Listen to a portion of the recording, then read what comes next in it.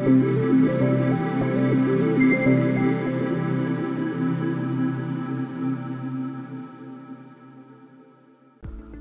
generasi Smart, mau tahu cara menyelesaikan materi akun-akun khusus pada perusahaan dagang? Bersama saya, Marsuki. Yuk, simak video ini sampai selesai.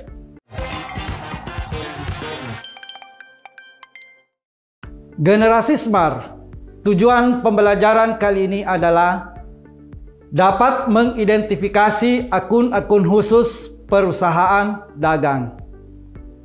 Perusahaan dagang adalah bentuk perusahaan yang bergerak di bidang perdagangan dengan aktivitas utama membeli, menyimpan, dan menjual kembali barang dagangan tanpa merubah dan memberikan nilai tambah pada barang tersebut.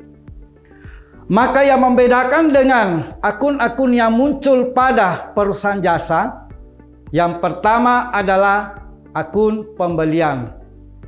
Akun ini digunakan untuk mencatat transaksi pembelian barang dagangan baik secara tunai maupun secara kredit. Misalnya, dibeli secara tunai barang dagangan seharga Rp20.500.000. Maka jurnalnya muncul di sebelah debit pembelian. Ya, pembelian inilah yang dimaksudkan dengan akun khusus pada perusahaan dagang. Yang kedua, akun potongan pembelian sebagai bagian daripada akun pembelian tadi. Bisa jadi ketika kita membeli, kita diberikan potongan harga dengan syarat-syarat tertentu yang diberikan oleh penjual kepada pembeli, baik pada saat membeli secara tunai maupun pada saat membeli secara kredit. Ini ada contoh. Ya, ketika membeli 20.000 unit barang dagangan dengan harga Rp6.000 per unit, ada persyaratan 2/10 N/30 dengan nomor faktur 505. Ya, tanggal 27 Februari 2021 dilunasi pembayaran utang atas faktur tersebut. Sehingga jurnal yang dibuat untuk mencatat transaksi tersebut adalah utang dagang debit, kemudian kredit potongan pembelian, kemudian kas masing-masing dengan nilai. Untuk utang dagang Rp120 juta, ada potongan pembelian Rp2.400.000, kemudian yang dikeluarkan uang atau kas Rp117.600.000. Potongan pembelian inilah yang dimaksudkan dengan akun khusus pada perusahaan dagang. Kemudian yang ketiga adalah retur pembelian dan pengurangan harga.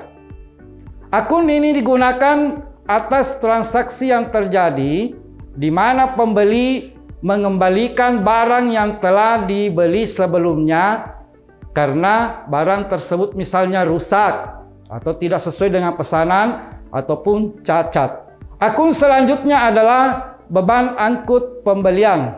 Akun ini digunakan untuk mencatat transaksi dalam perusahaan dagang yang terjadi karena adanya jasa angkut barang atas barang dagangan yang dibeli. Biasanya kalau beban angkut pembelian itu adalah biaya angkut tersebut ditanggung oleh si pembeli. Akun yang kelima adalah penjualan.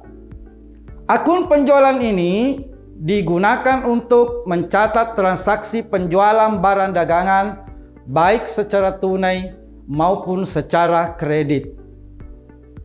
Misalnya, secara kredit tanggal 18 Februari 2021 dijual secara kredit barang dagangan seharga Rp7 juta kepada toko makmur. Sehingga muncul jurnal. Karena dijual secara kredit, otomatis piutang dagang ada di sebelah debit, kemudian penjualan ada di sebelah kredit dengan nilai Rp7 juta.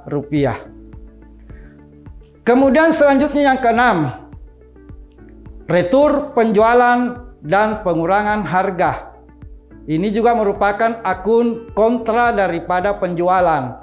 Ketika mungkin kita menjual, terkadang ada barang yang dikembalikan oleh si pembeli. Ya, barang yang tersebut dicatat melalui akun retur penjualan atau pengurangan harga. Kemudian yang ketujuh, potongan penjualan. Nah, akun ini digunakan untuk pemberian potongan kepada pembeli atas penjualan barang dagangan yang dilakukan secara kredit, dengan syarat saat penerimaan pembayaran tetap dalam rentang waktu yang memperoleh potongan harga. Contoh, tanggal 2 Februari 2021 dijual barang dagangan seharga 7 juta rupiah dengan syarat 2/10 N/30 kepada toko 3 sekawan dengan faktur nomor 301. Kemudian tanggal 7 Februari 2021 diterima pelunasan atas penjualan barang dagangan tanggal 2 Februari 2021.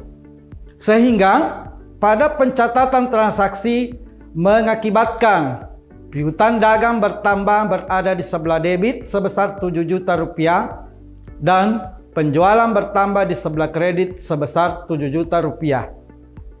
Untuk transaksi tanggal 7 Februari 2021 mengakibatkan potongan penjualan dan pengurangan harga bertambah di debit Rp140.000, kemudian kas bertambah di debit sebesar Rp6.860.000, sedangkan piutang dagang berkurang di kredit sebesar 7 juta rupiah. Yang kedelapan, beban angkut penjualan adalah biaya angkut yang ditanggung oleh penjual pada saat mengirimkan barang dagangannya. Contoh, tanggal 13 Februari 2021 diterima faktur dari CPJNE atas pengangkutan penjualan barang dagangan yang dilakukan secara kredit sebesar Rp300.000. Kemudian tanggal 20 Februari 2021 dibayar beban angkut sebesar Rp200.000 secara tunai. Sehingga ketika dilakukan pencatatan, maka muncul beban angkut penjualan sebelah debit Rp300.000, kemudian hutang dagang sebelah kredit Rp300.000 untuk transaksi tanggal 13 Februari 2021. Sementara untuk transaksi tanggal 20 Februari 2021, beban angkut penjualan debit kemudian kredit kas sebesar Rp200.000. Kemudian yang terakhir, sebagai akun khusus yang muncul pada perusahaan dagang adalah akun persediaan barang dagangan. Nah, akun ini digunakan untuk mencatat barang dagangan baik yang ada di gudang atau yang belum terjual.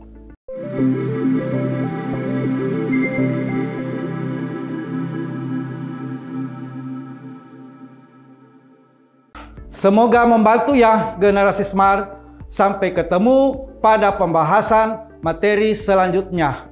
Salam Smart School, generasi Smart berkarakter cerdas.